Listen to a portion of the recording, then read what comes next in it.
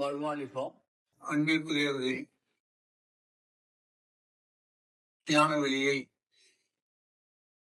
ஞானம் பயணம் பற்றிய சிந்தனையில் இன்று நாம் சிந்திக்க இருப்பது ஞான பயணம் பற்றிதான்.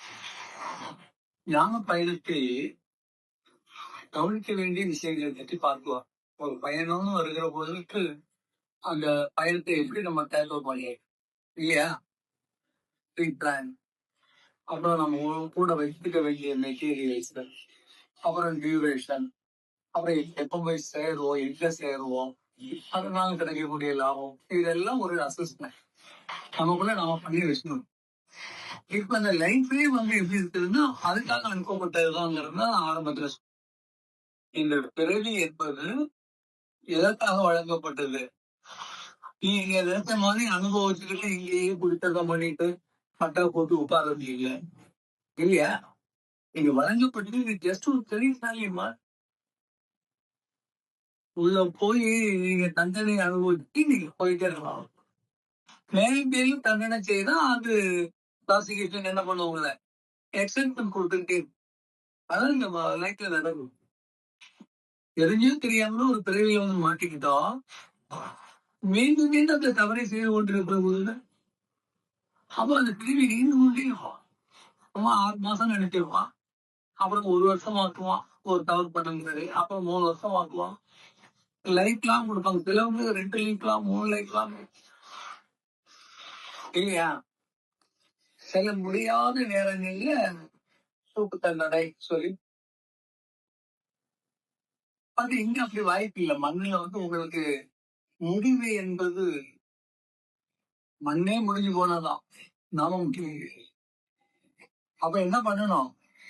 இந்த தண்டனையில இருந்து தப்போதற்கு செய்த தண்டனைக்கு பரிகாரத்தை அதை அனுபவித்துக் கொண்டு முடியும். அதான் இப்ப இயற்கையை அப்படிதான் வழங்கி இந்த வழங்கப்பட்ட வாழ்க்கையில நீங்க பேசாம இருந்துட்டா போதும். ஓடுற நீர் உங்களை அப்படியே இழுத்து சென்று எங்க சேர்க்கணுமோ அங்க சேர்க்கணும். இந்த ஒரு எபிசோட், இந்த பிறவி மட்டும் ஒட்டுமொத்தமான பிறவி அல்ல. ஏன்னா ஒவ்வொரு பிறவியும் ஒவ்வொரு மாதிரி. இந்த உடம்பு அல்ல, இந்த உருவம் அல்ல, இந்த பெயர் அல்ல இல்லையா? எந்த பிறவியில் மட்டும்தான் இந்த மனித இதற்கு முன்னால் வேறு வேறு வேறு வேறு பிறவிகள்ல வேறு வேறு நிலைகள்ல இருந்திருக்கும். அப்ப அங்க நம்ம அனுபவித்த இன்ப துன்பங்கள்லாம் வேற வேற. அதெல்லாம் இப்ப கூட்டி கணக்கு பார்க்க முடியாது. இந்த பிறவிக்கு வருகிற பொழுது ஒட்டுமொத்த உங்க மனதில் இருந்த பதிவுகளுக்கு தண்டனை வழங்கப்படும். அப்ப அவைலபிலிட்டியை பொறுத்து எவ்வளவு காலம் யார் யாரோடங்கிறதெல்லாம் அது இது பண்ணும். கர்மா டிசிஷன், நம்ம டிசிஷன் ஆகி இப்ப வந்தாச்சு. வந்த பிறகு நிறைய பேர் 99% பீப்புள் ஏன் வந்தோன்னு தெரியாது, எங்க போறோம்னு தெரியாது, எப்ப போறோம்னு தெரியாது, அவர் வாழ்க்கையை வாழ்ந்து கொண்டு இருக்கிறார்கள். அவங்க அப்படி நினைக்கிறாங்க. வந்ததும் தெரியல, போறதும் தெரியல சொல்லி நீங்க வாழ்ந்து கொண்டு இருக்கவில்லை. ஹோமோ ஸ்டேஜில் இருக்கிற மாதிரி. ஹோமோல கிடக்கிறவனுக்கு ஒண்ணுமே தெரியாது, பட்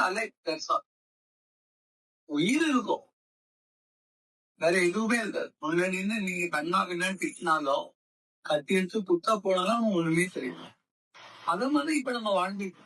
ஆனா என்ன பெருமையில பேசிட்டு இருக்கோம்னா, நான் வாழ்ந்து கொண்டு இருக்கிறேன், நான் சாதிச்சு கொண்டு இருக்கிறேன், என்னால செய்ய முடியும் அப்படின்னு நம்ம ஒரு ஆணவம் அகங்காரத்தை புலம்பி கொண்டு இருக்கிறோம். அதை பேச்சின் கூட எதுவும் முடியாது. பேச்சுன்னா அதுக்கு என்ன இருக்கணும்? ஒரு கட்டுப்போக்கு இருக்கணும் இல்லையா? அதை காலங்கள் சிந்திக்கிற மாதிரி இருக்கணும். அதுதான் பேச்சு. இப்ப இதெல்லாம் புலம்பு, அறியாமையினால் வரக்கூடிய வெளிப்பாடு. நான் வாழ்றேன், நான் வாழப்போறேன்னு சொன்னாலே தெரியலன்னா எப்ப சொல்லலாம்? இப்போ நான்ங்கிற ஒரு வார்த்தை ஏற்கனவே சொல்லியிருக்கேன். பொதுவாக பக்தி மார்க்கத்துல வெளியில என்ன சொல்லப்படுதுன்னா, நான்கிறது ஒரு பெரிய பயமா பேசியிருப்பாங்க. நான் சொல்லக்கூடாது இல்லையா? நானை விடணும். ராமகிருஷ்ணபுரம் நானை விடணும்னாரு, ரமணர் நானை விடணும்னாரு, எல்லாரும் நானும் விடணும். எந்த நான் அம்புல நான் நானே எப்படி விட முடியும்? இல்லையா? அப்ப அந்த நான்னு சொல்றது எதுன்னு சொன்னா தன்னை உணர்ந்த நிலை. It's a constant, it's a permanent. நான்னு சொல்றது ஒரு பெர்மனன்ட். அப்ப நம்ம டெம்பரரி ஆனவங்களாம் அதை சொல்லக்கூடாது. It's correct. ஆனா எல்லாரும் சொல்லக்கூடாதுன்னு சொல்ல முடியாது. ஏன்னா நானுக்கு வேல்யூ.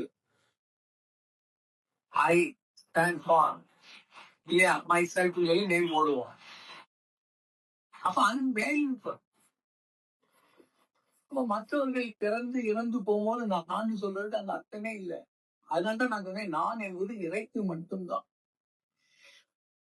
நான் செய்வேன், நான் அழிப்பேன், நான் காப்பேன் சொல்லணும்னா அந்த ஆக்ஷனை என்ன பண்ண முடியும்? மாற்றி புரட்டிலாம் போட முடியும். இங்க ஒண்ணுமே முடியாது. ஆக்ஷனே தெரியாது. அப்ப என்னது நான் சொல்றது? அங்க ஒண்ணுமே இல்லை இல்லையா? அப்ப இந்த பிறவியை பொறுத்த அளவுக்கு நாம வேண்டாமல் கிடைக்கிறது நம்மளால் இடிக்க முடியாத ஒன்று. எப்ப முடிப்போமே தெரியாத ஒரு நிலையில வா. இங்கதான் என்ன தேவைப்படுகிறது சொன்னா, இந்த எபிசோடு அது ஆட்டோமேட்டிக்கா போயிடும். இந்த ஆட்டோ செஷன் நீங்க கைப்பிக்க வேண்டிய ஒண்ணுமே இல்லை. ஆனா பல முறை நான் சொல்லியிருப்பேன், இது முடிந்த பிறகு அடுத்த நிலை அது இங்கேயே நீங்க டிசைட் பண்ண. எப்படி இந்த பிறவிக்கு வரும்போது முன் பிறவியை இருந்த கணக்குப்படி அசஸ்மெண்ட் பண்ணி உங்களுக்கு அனுப்பப்படுறீங்களோ, அதே மாதிரி அடுத்த பிறவிக்கு இந்த பிறவியிலே அசஸ்மெண்ட் நடக்கும். இப்ப நீங்க வாழ்ந்த வாழ்க்கையினுடைய பிரதிப்பு கடனை கழிச்சிருக்கீங்களா, புது கடன் வாங்கியிருக்கீங்களான்னு பா. அப்ப இந்த புது கடனுக்கெல்லாம் நீங்க என்ன பண்ணணும்? ஃபியூச்சர்ல செட்டில்மெண்ட் பண்ணணும். அப்ப அந்த கடன் எப்படி இருக்குதோ அதுக்கு தக்கவாறு இது நேரம் ஒண்ணுமே இல்லை. சும்மா அது இது எனக்கு கதை பேசுறது, பூச்சாண்டி காட்டுறது, அதெல்லாம் இங்க ஒண்ணுமே இல்லை. Simple theory. ஏற்கனவே நீ பிறவிக்கு வருவதற்கு உங்கள்கிட்ட கர்மா இருந்து அந்த கடனை கழிச்சுட்டா இந்த ஜென்மா முடிஞ்சுது. ஆனா அடுத்த நிலை என்பது உங்கள்கிட்ட ஏதாவது மிச்ச மீதி இருந்தா இல்ல புதுசா நீ உண்டாக்கி இருந்தா அதுக்கு பதிச்சுவா. அப்பதான் ஞானிகள் என்ன பண்றாங்கன்னா, எதுக்கு அடுத்ததுல எல்லாம் போய் பதில் சொல்லிட்டு இருக்கணும்?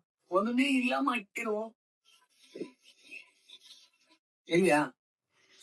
மிச்சம் இருந்தாலும் கூப்பிட்டு கேட்பான். மார்க்கெட்ல ஒண்ணுமே இல்லைன்னா கோன்னு விரட்டிடுவான். அப்ப இந்த மண்ணில இருந்து தப்பிச்சு போறதுக்கு ஒரே வழி, ஒரே ஆப்ஷன் எதுன்னு சொன்னா எதுவுமே இல்லாமல் வெயிட்ல. நான் வெயிட்ல தான் இருந்தாலும் பறக்க முடியும். பதிவே இருக்கக்கூடாது. பதிவு தான் நமக்கு பிறப்பிருக்காங்க. அப்ப பதிவற்ற நிலைக்கு செல்வதற்கு வழி, அதைதான் ஞானிகள் கேட்கிறான்.